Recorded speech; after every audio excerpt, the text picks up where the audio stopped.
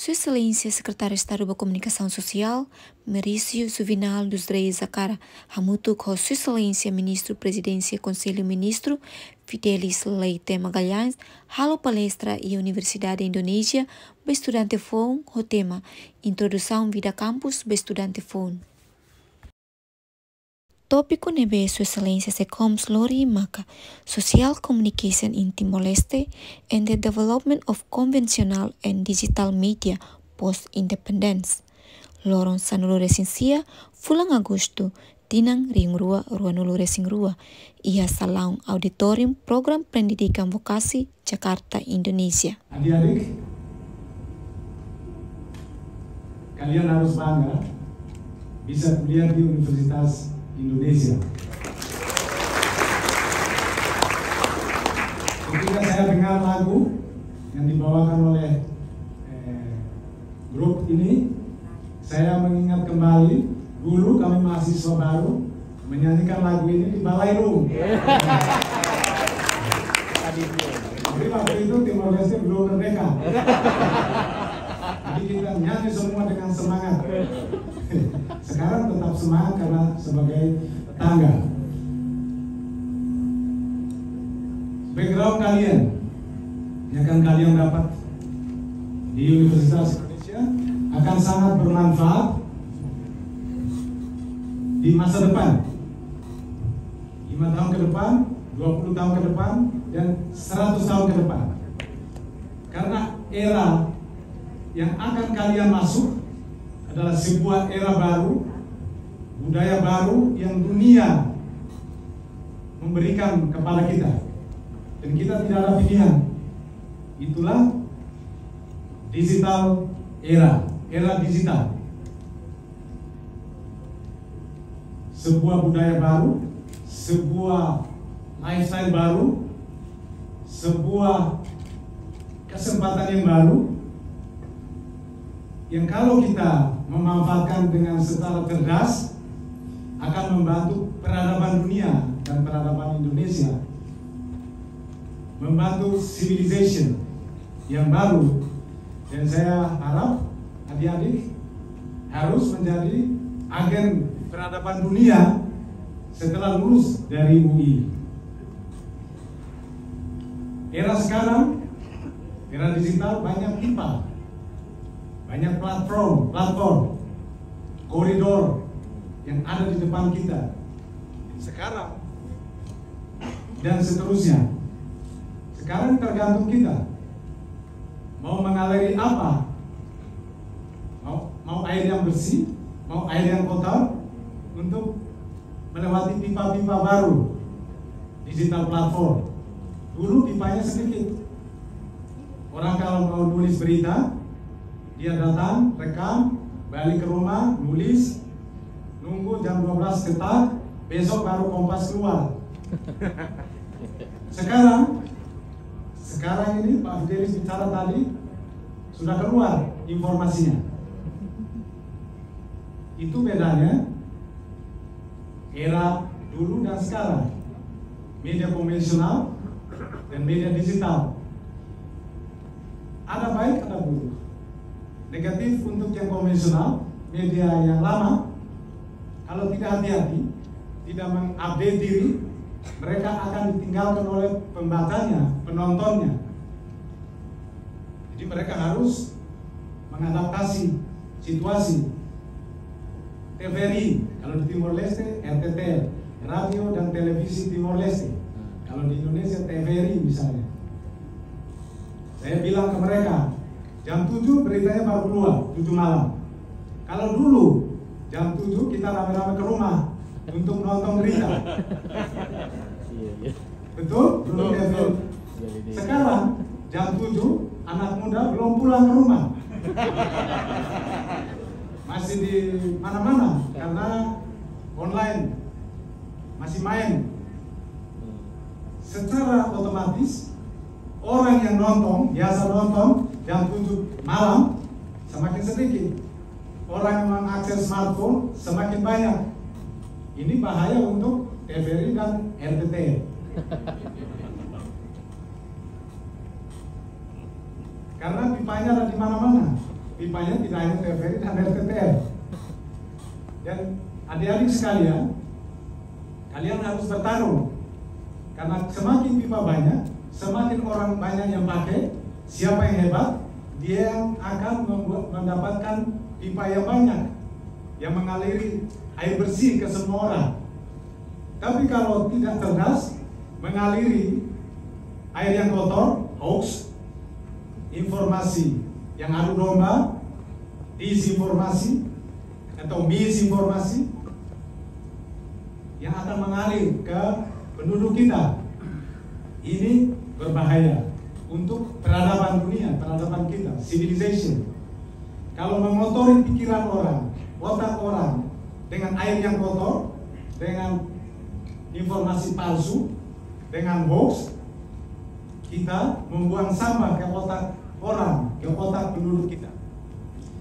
Makanya adik-adik harus hati-hati memakai pipa, karena pipa yang ada itu dihubungkan dengan otak orang, dengan konsep, dengan kepercayaan, dengan keyakinan orang. Jadi kita yang kerja di bidang komunikasi harus hati-hati.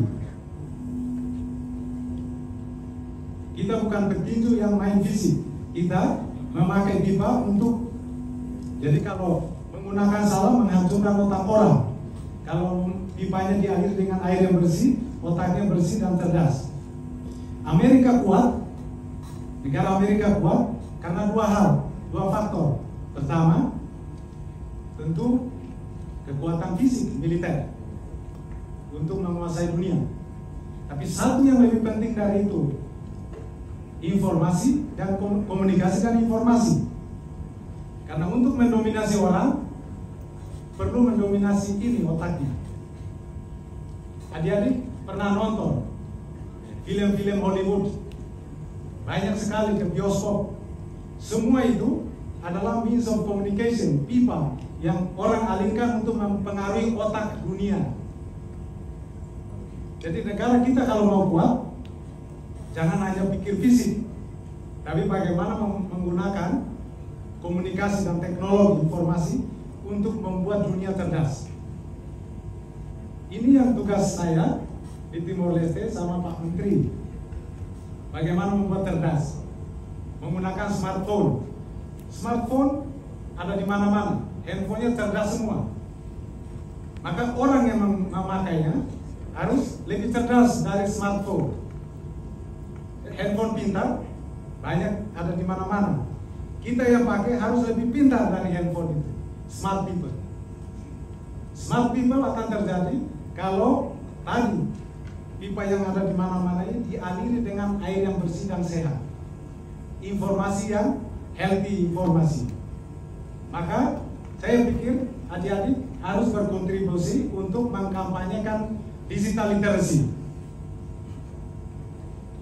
Literasi media, biar orang punya kemampuan untuk memfilter informasi yang benar yang mana, yang salah yang mana, yang hoax yang mana, dan yang bikin cerdas orang yang mana.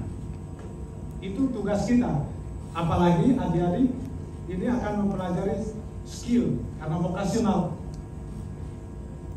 Untuk jadi orang cerdas harus punya skill. Tidak hanya teori, tapi harus praktek. Tanggung jawab kita bersama di Indonesia dan Timor Leste. Karena Indonesia semua orang cerdas, Timor Leste semua orang cerdas, dan mengaliri air bersih ke semua negara-negara ASEAN, maka Indonesia dan Timor Leste menjadi sumber peradaban dunia. Apakah bisa kita bikin itu? Adik-adik, bisa? Jadi smart people, jadi gudangnya peradaban ASEAN, peradaban dunia. Kita fisik kecil-kecil, tapi otak harus besar. Untuk otak bisa lebih besar, banyak baca, karena pipanya ada di mana-mana, menggunakan informasi yang benar. Untuk penutup, hanya contoh kasus untuk Timor Leste sebelum saya mengakhiri intervensi saya. Kalau di Timor Leste penduduknya 1,3 juta sekian. Survei terakhir menggunakan smartphone dan yang mengakses informasi itu lebih dari 1,3 juta.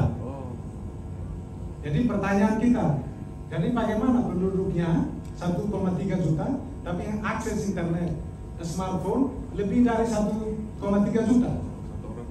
Dan saya tanya, kenapa? Oke, jawabannya sederhana. Semua sekarang tergila-gila untuk mendapatkan handphone baru. Satu orang punya 1-2 handphone. Satu dinas, satu pribadi, satu untuk telepon asal. Dan satu handphone punya 2-3 SIM card. Dan SIM card ada yang punya kunci, ada yang terbuka. Di Timor Leste seperti itu. Makanya tidak heran penduduk 1,3, tapi penggunaan handphone dan akses internet lebih dari 1,3. Karena itu semangat beli handphone, dan handphonenya 1-2 dan SIM cardnya 1-2-3. Jadi pipanya melebihi. Sekarang pertanyaan, tantangan kami adalah pemerintah di sana adalah bagaimana membuat orang siap, cerdas, agar smartphone tidak lebih pintar dari smart people. Itu yang tugas kami, mencerdaskan kehidupan bangsa.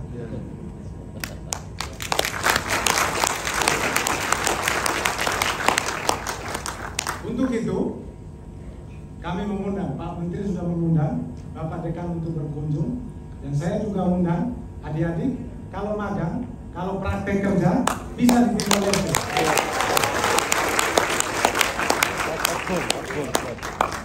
Kita sama-sama saling membantu untuk apa? Masyarakat Indonesia yang cerdas, masyarakat Timor Leste yang cerdas, dan menjadi sumber civilization ASEAN dan dunia. Untuk ekonomi, Pak Menteri tadi sudah menjelaskan. Saya lebih bagaimana mendorong peradaban dunia, dan itu bersumber dari masyarakat yang sehat, masyarakat yang cerdas, masyarakat yang punya skill, yang bisa bekerja dimanapun. Dan kalian, adik-adik, bisa suatu saat kerja di Timor Leste, karena Timor Leste akan menjadi anggota ASEAN dalam waktu dekat. Sekali lagi, terima kasih, dan saya senang kembali ke Universitas Indonesia, dan berharap saya dengan Bapak Menteri kembali lagi suatu saat dalam waktu yang dekat. Terima kasih. Ia oportunidade-nemos, estrutura Universidade Indonesia convida Sua Excelência Nengrua Hudi Hare Direita Fatim Vocational Wellness Center no Laboratorium Penyiaran Vokasi. This place, actually the place for recording, for preparation. So the course could be delivered to with the first one is conventional way, right? Teacher go to the campus, but the second therapy. Nah, this patient bisa terlihat